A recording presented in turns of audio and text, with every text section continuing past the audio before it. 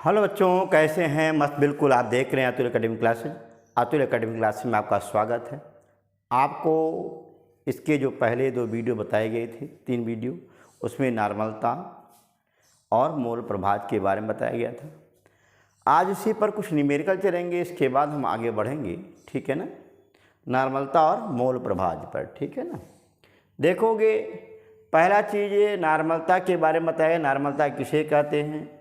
प्रति litre billion में उपस्थित ग्राम तुल्यांकों की संख्या को नॉर्मलता कहते हैं।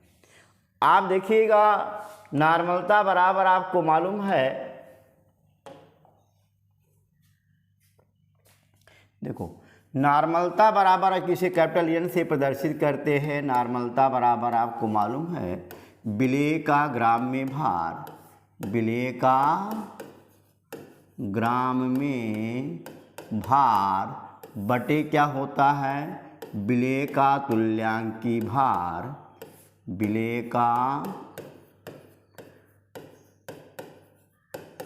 तुल्यांकी भार बटे बिलियन का आयतन लीटर में।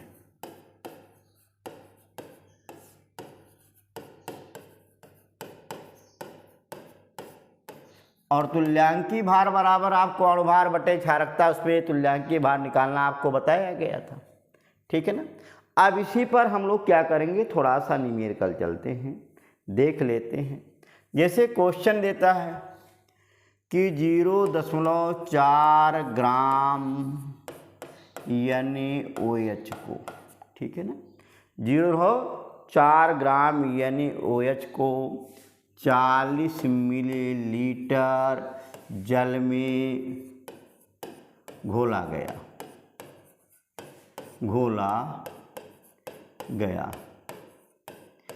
विलयन की नॉर्मलता की गणना करें। विलयन की क्या है? नॉर्मलता की गणना करें।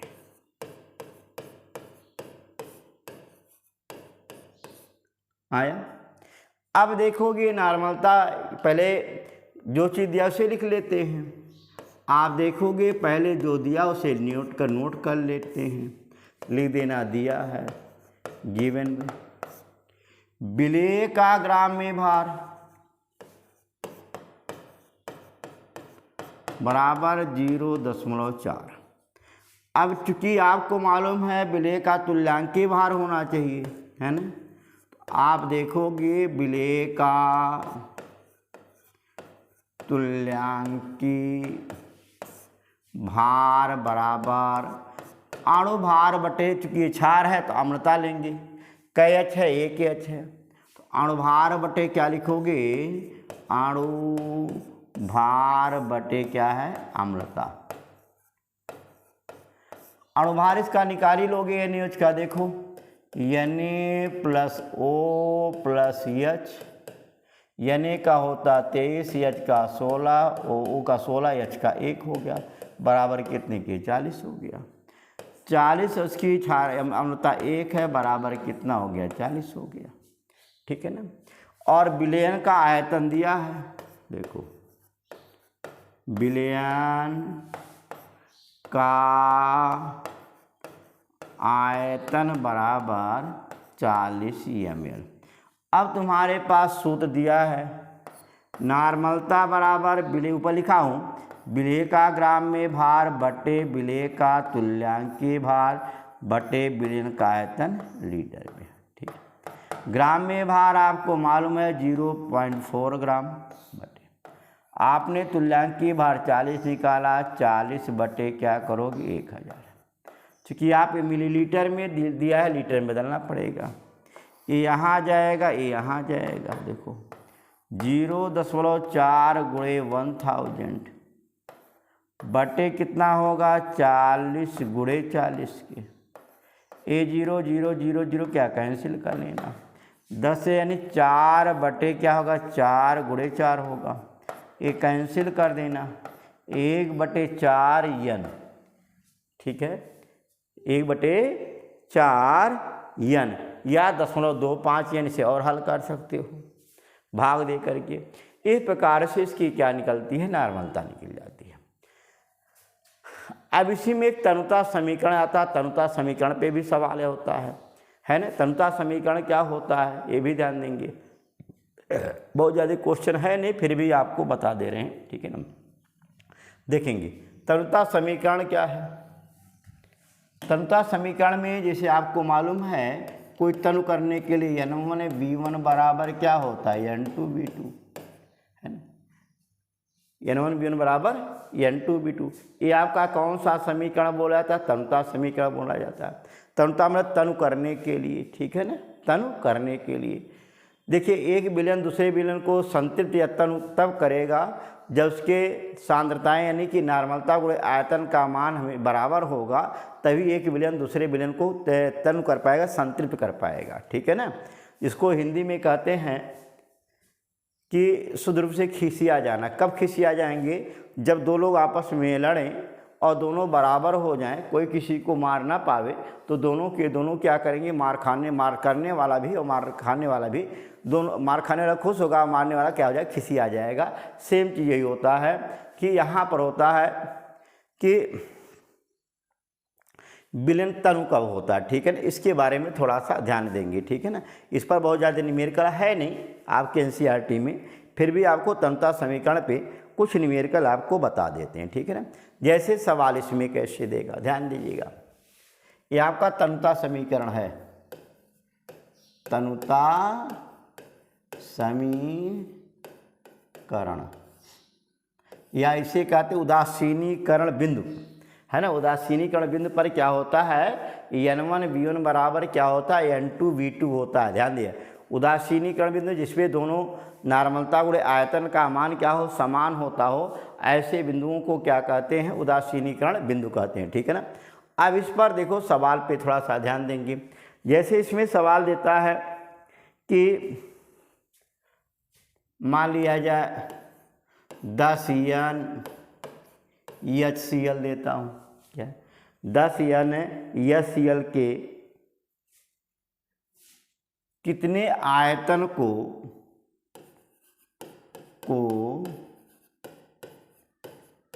कितने आयतन को मिलाया जाए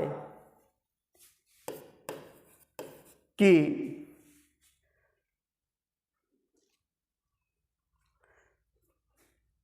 कि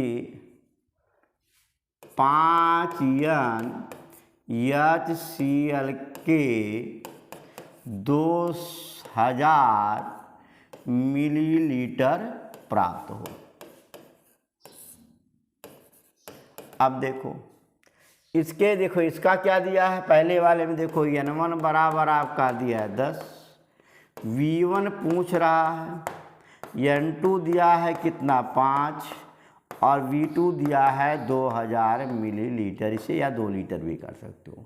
तनुता समीकरण से मालूम है n1 v1 बराबर क्या होता है, n2 v2 होता है। n1 का मान आपको मालूम है 10 गुणे v1 पूछ रहा है जिक्र टू, n2 दिया है 5, v2 दिया है कितने के 1000, ठीक है ना। अब इसी को क्या कर लेंगे, कैलकुलेट कर लेंगे। v1 बराबर हो जाएगा कितना 500 मिलीलीटर। देखो तो आप इस तरीके से आप ध्यान देंगे, n1 v1 बराबर कितने के n2 v2 से हल कर लेंगे। 2 मिनट, यहाँ पर 2000 है, 1000 मैंने लिख दिया सॉरी, तो यहाँ पर क्या करेंगे 1000 हो जाएगा, ठीक है ना। कितना हो जाएगा 1000 मिलीलीटर, ठीक है ना। तो आप इस तरीके से यहाँ पर ध्यान देंगे, तो अगर ऐसे क्वेश्चन भी आ जाता है छोटे मोटे क्वेश्चन, तो आप लोग क्या करेंगे, ऐसे क्वेश्चनों को क्या करेंगे कर लेंगे, ठीक है ना। आया। अब इसी पर और भी कुछ क्वेश्चन आते हैं, उन पर भी हम थोड़ा सा डिस्कस करेंगे। जैसे का सवाल ऐसा आएगा, सुने तनुता समीकरण भी होता है कि इस टाइप से दिया रहेगा। देखो जैसे क्वेश्चन देगा, क्वेश्चन पे देखो, n/2 H2SO4 के 100 ml, n/5 HNO3 के 500 ml हैं, और n/3 HNO3 के 300 ml को मिलाकर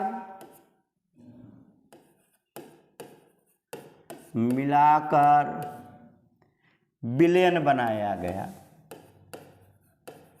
विलयन बनाया गया। तो मिश्रित विलयन का, तो क्या है, मिश्रित विलयन की नॉर्मलता की गणना करो, नॉर्मलता की क्या करो, गणना करो। देखो अब एक चीज़ देखो भाई, सब एसिड एसिड एसिड एसिड है।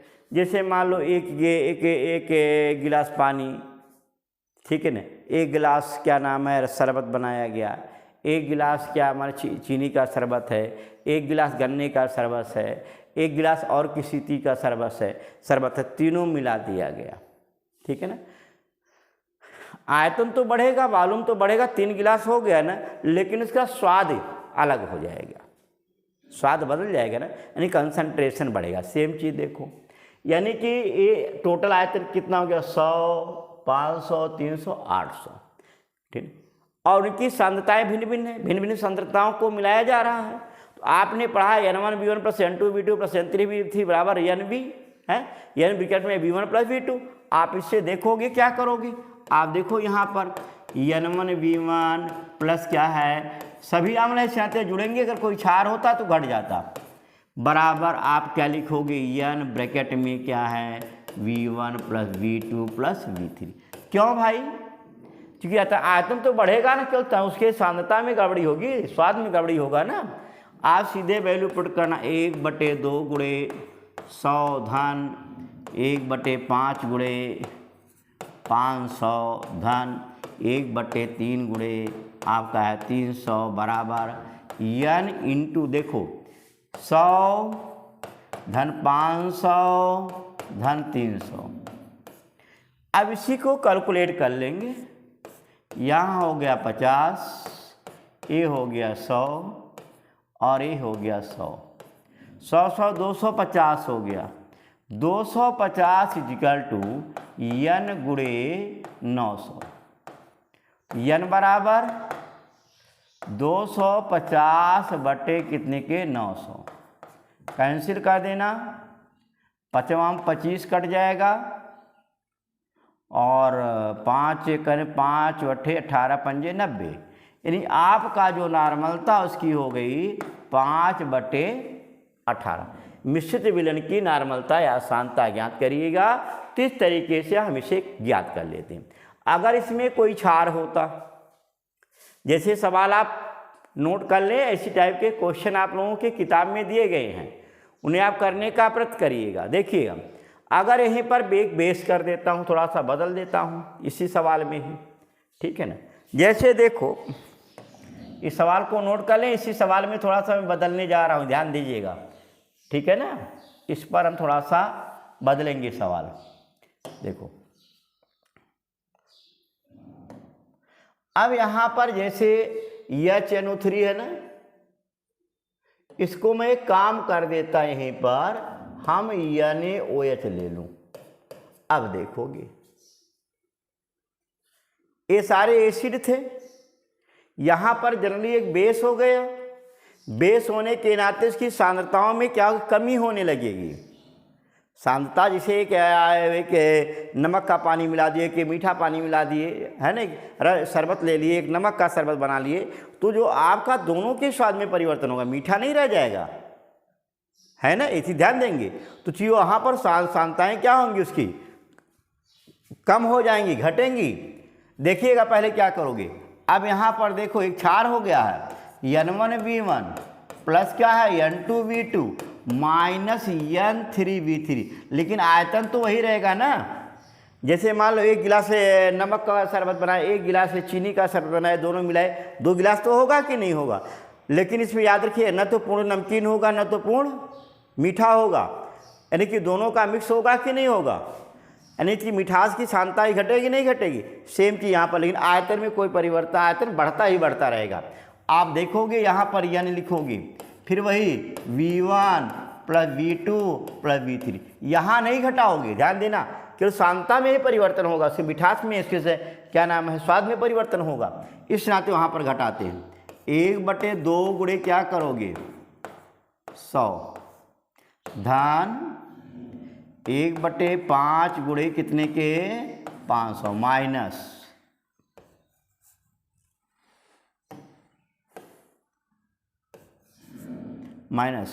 1/3 गुणे कितने के 300 बराबर N, ब्रैकेट में क्या लिखोगे 100 धन 500 धन 300, ठीक है ना। अब कैलकुलेट कर लेंगे, ये आपका 50 हो गया, ये आपका 100 हो गया, ये क्या हो गया 100 हो गया, यानी 50 धन 100 माइनस 100 इजिकल टू N गुणे 900, यही ना। ये 100 क्या हो गया खत्म, तो 50 बराबर N गुणे कितने के 900, या N बराबर 50 बटे कितने के 900, कैलकुलेट कर लेना, 18 पंजे 90, यानी आपका क्या हो गया, इसकी नॉर्मलता 1/18 आ गई। इस तरीके से भी आपके क्वेश्चन दिए जाते हैं। बात क्लियर हुआ, एकदम आया। अब इसी में थोड़ा सा नॉर्मलता और मोलरता में रिलेशन बता करके एक आध सवाल उस पर भी दिया, उसको करके फिर हम आगे बढ़ते हैं मोल प्रभाव की तरफ। इस चैप्टर से ज़्यादा न्यूमेरिकल ही आना है, ये आपको पहले बता दे रहा हूँ। इस न्यूमेरिकल को जरूर करिएगा, ये कोई अंक बदला जा सकता है, तरीके यही रहेंगे, ये कोई जरूरी नहीं कि सेम टू सेम न्यूमेरिकल आ जाए। इसके लिए आपको के इम्पॉर्टेंट क्वेश्चन का के दिया जाएगा, करीब 10 से वीडियो करीब होगा, जो आपके इम्पॉर्टेंट क्वेश्चन रहेंगे, टोटल बोर्ड व्यू से रहेंगे, जिसमें 80% तक फंसने की पूर्ण गारंटी रहेगी, यानी टोटल क्वेश्चन उसी में से आने की संभावनाएं पूर्ण हो जाएंगी, ठीक है ना। आप देखोगे, अगला देखेंगे,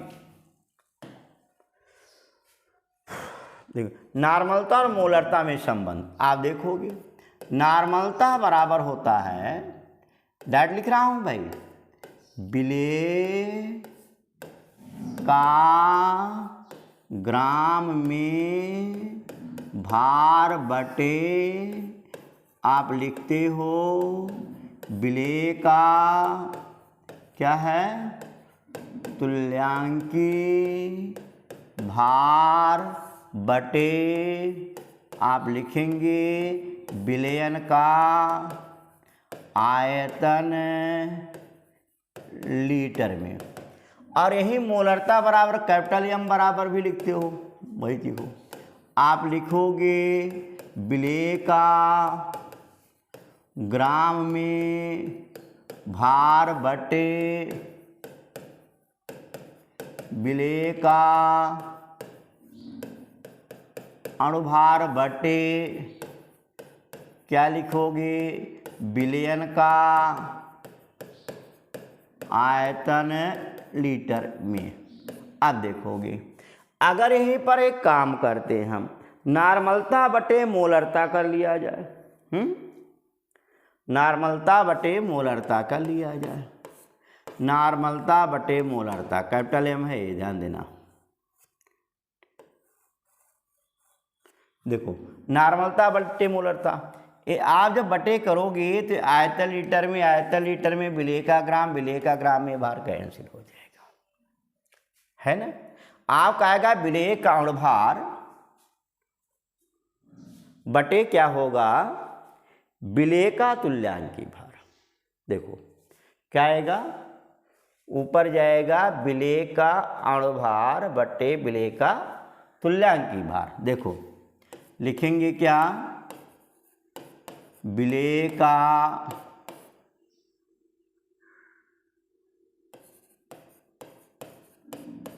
अणुभार बटे आपका क्या हो गया, विलेय का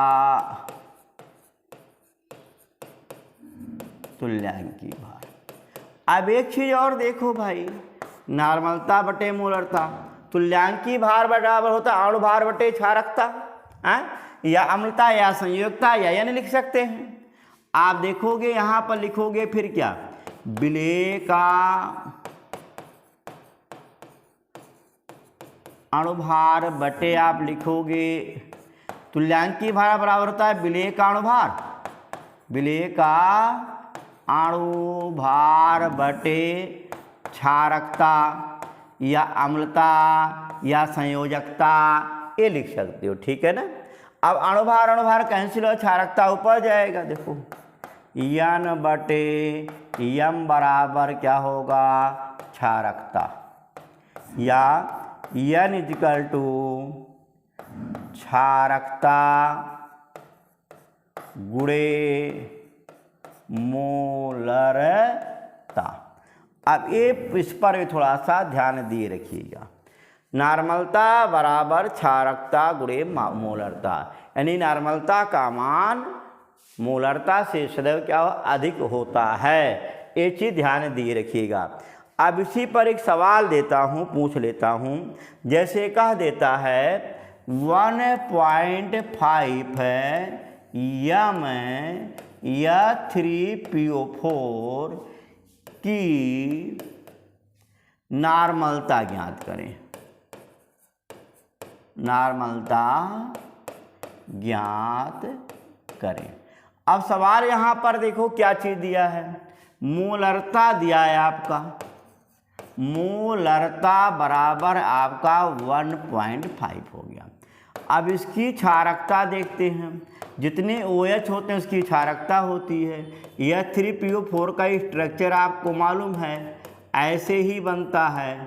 ये जलीय विलयन में 3H आयन निष्कासित करते हैं, क्योंकि OH की संख्या 3 है, इस कारण से 1.5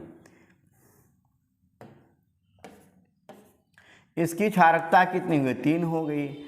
अब नॉर्मलता बराबर मालूम है मोलरता गुणे क्षारकता, स्मॉल ले लेते हैं, यानी 1.5 गुणे 3 करोगे बराबर 4.5।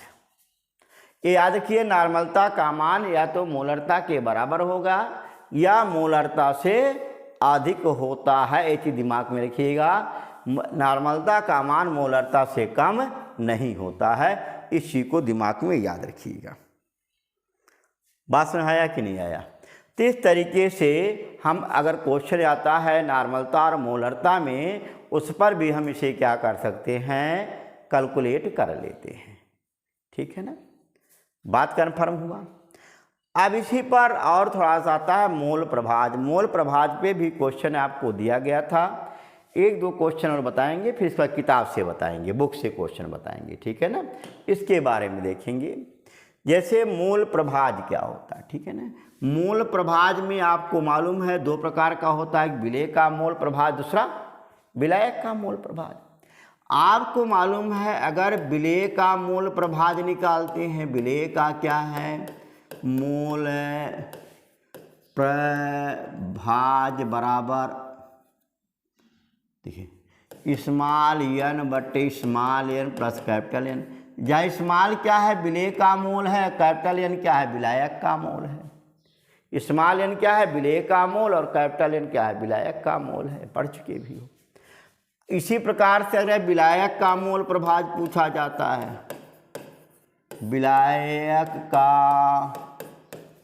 मूल प्रभाज बराबर कैपिटल N बटे small n plus capital N, यही ना। तो देखो ये आप बहरहाल पढ़ चुके हो, इस पर सवाल कैसे देगा सुन लेना, क्या ध्यान देना। इस पे जो न्यूमेरिकल आता है अक्सर परसेंटेज पे करके देता है। जैसे कह देगा 16%, मान लिया जाए एसिटिक एसिड लिया गया, एसिटिक एसिड विलयन में विलेय तथा 16% एसिटिक एसिड के जलीय विलयन लिख देता हूँ, के क्या लिख देता हूँ, यहाँ पर बढ़ा दें, जलीय विलयन में विलेय तथा विलायक का मोल प्रभाज ज्ञात करो, विलायक का मोल प्रभाज ज्ञात करो।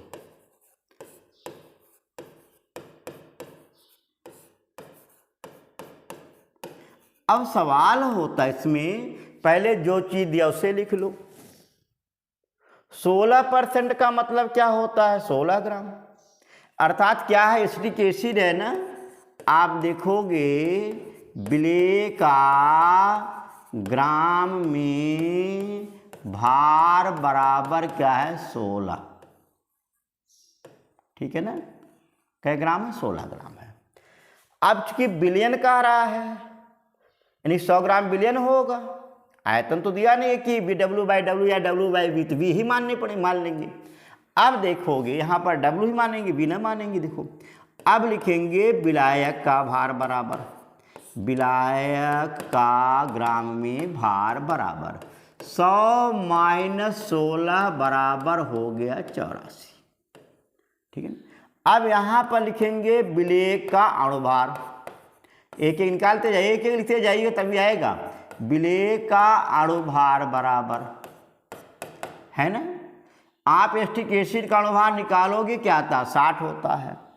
इसमें विलायक जल है, जल का अणुभार आपको मालूम है, विलायक का अणुभार बराबर 18 होता है। अब एक एक निकालते चलें। अब पहले विलेय का मोल निकालें, फिर विलायक का मोल निकालें। विलेय का मोल बराबर क्या होता है, ग्राम में भार बटे अणुभार है, क्या होता है, विलेय का ग्राम में भार बटे अणुभार, विलेय का ग्राम में भार बटे क्या लिखोगे, अणुभार। विलेय का ग्राम में भार कितना दिया है भाई, 16, अणुभार आपका हो गया है 60, 16/60 काट लेना, 4 चौके 16, 15 चौके 60, यानी आ गया 4/15, ठीक है ना। अब इसी तरीके से हम निकालेंगे, इसे स्मॉल लिखते हैं, ठीक है ना। विलायक का मोल कैपिटल एन बराबर, फिर वही विलायक का ग्राम में भार 84 है, अणुभार आपको 18 है, काट लेना, 2 9 18 और 2 चौके 8, 2 दूनी 4, अर्थात 42 बटे आपका 9 हो गया, ठीक है ना। अब इसमें प्रत्येक का मोल प्रभाज दे रहा है। अब हम पहले विलेय का मोल प्रभाज निकालें। देखो विलेय का मोल प्रभाज बराबर स्मॉल एन बटे small N plus capital N. यहाँ स्मॉल एन का मान आपने निकाला है 4/15, कैपिटल एन का मान निकाला है आपने 42/9 धन 4/15। अब इसी को कैलकुलेट करेंगे, वो आपका काम है। बहरहाल 4/15 क्रॉस मल्टीप्लाई करोगे, 42 × 15 धन 9 × 4/9 × 15, ठीक है। अब इसको आपकी जिम्मेदारी है, कैलकुलेट करिएगा और आंसर निकालिएगा। इसी तरीके से आपका विलायक का मोल प्रभाज अगर देता है, विलायक का मोल प्रभाज बराबर, ठीक है ना।